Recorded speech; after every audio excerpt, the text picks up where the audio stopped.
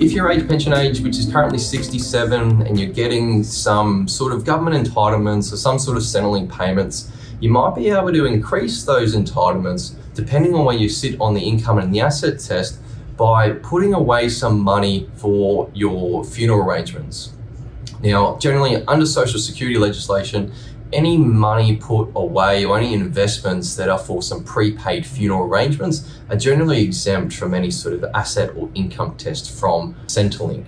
Now, some of the ways you can actually do this is via 1, a funeral bond, 2, prepaid services or prepaid funeral expenses, or 3, a burial plot. And sometimes it might be common to actually do a combination of all of these, or all 3, but Centrelink assess them differently in different ways depending on sort of what arrangements you have and if you've got a combination of all 3. Now, funeral bonds, they are internally taxed investment products generally offered by life insurance companies.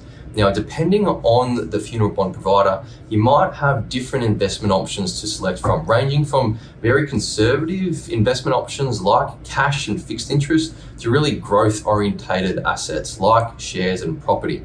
Now, under current Social Security legislation, there is a threshold that you can invest into the funeral bond, and which is completely exempt from any sort of asset or income test.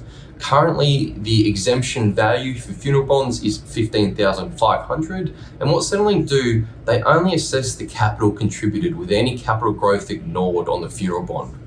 So for example, if you invest, say, $15,500 up to the exempt threshold, but that funeral bond, it grows by $200. So it goes from $15,500 to $15,700.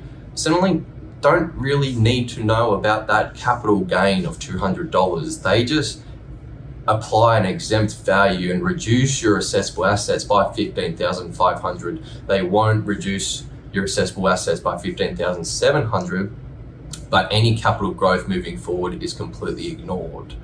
Now, with funeral bonds, you can own them 2 ways. You can own them in joint names, or you can own them individually. Now, if you invest in a joint funeral bond as a member couple household, then you can only own 1 funeral bond that is completely exempt.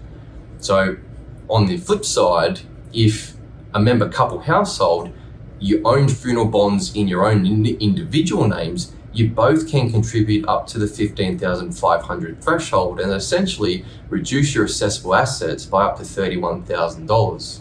So it does make sense if there's a member couple household to consider maybe looking at single investment bonds in each of your individual names. Prepaid funerals is sort of an advance payment for funeral expenses for either the individual or for their partner. Now, burial plots is more of a specific spot or a right to a place at a general location, which is sort of like a cemetery.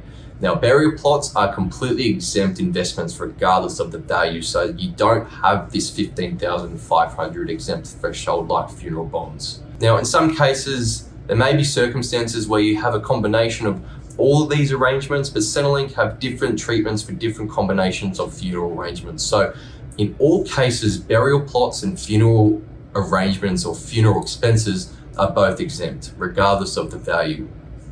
Burial plots and funeral bonds, sort of below the threshold, are both exempt. So if you've had a combination of a funeral bond and a burial plot, they are both exempt.